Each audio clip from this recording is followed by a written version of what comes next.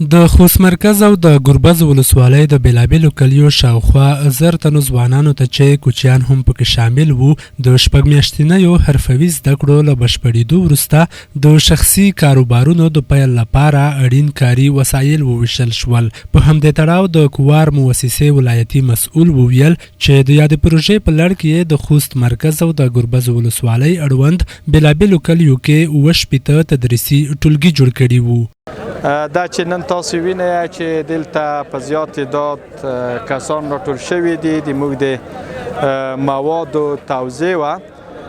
د موږ پروژه په خوست ولایت کې د 2015 کال د اګست میاشت کې شروع شوې وه او ټول 1000 کسان شاګردان په دوی کې وروزل شول چې 200 کسان د لبنیاتو په برخه کې او 800 کسان د خیاطیو په برخه کې او د شپږو میاشتو دپاره وه.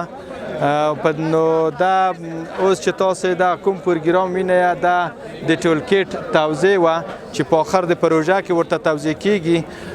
مخکې د دونه موږ دوی ته هغه اولیه مواد چې د زده کړې پې کړي وي ورته توزیع کړي وو په سیمپو کې په جریان د درس کې.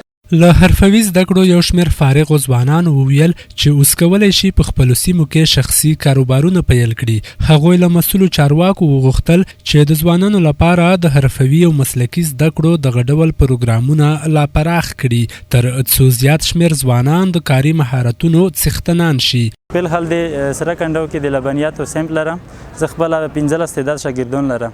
موږ هغه ته د شیدو د لبنیاتو په اړوند معلومات ورکوو چې د کوار مسجد څخه موږ ته د هغه د طرفه مقصد کتابونه چاپ شوي دي چې پاکې اړوند د شیدو اړوند ټول معلومات پکې شته. ناف اخیستل شول، جوړې کټ کول شول، جوړه پیټ کول شول. دا موږ په د شپږو میاشتو کې زده کړې. نن مو وروستۍ ورځ ده دغه د سیمینار چې پای ته ورسېدو نن موږ سره مرسته وکړه د ماشین په باش کې د خیاطۍ اړوند کوم وسایل چې ولای ټول موږ ته راکړل که ماشین دی بیتي دی ان اړوند وسایل ټول ول موږ ته یې راکړل. په داسې غرایزو علاقو کې یا په پراتو لرې سیمو کې یا په مرکز کې د حرفوي زده کړې لپاره نوي نسل یا ځوانانو ته د زده کړې ښه زمینه برابره کړې. دا په ټولنه کې مثبت بدلون راوستل دي او په خصوصا زه د لبنیاتو په سیم کې هم د لبنیاتو زده کړې مې کړې ده. د یادونې ده چې د فراغت په دغو مراسمو کې د ولایتي چارواکو تر څنګ د کار او ټولنیزو چارو وزارت مرستیال مولوي محمد زاهد احمدزي هم ګډون کړی وو.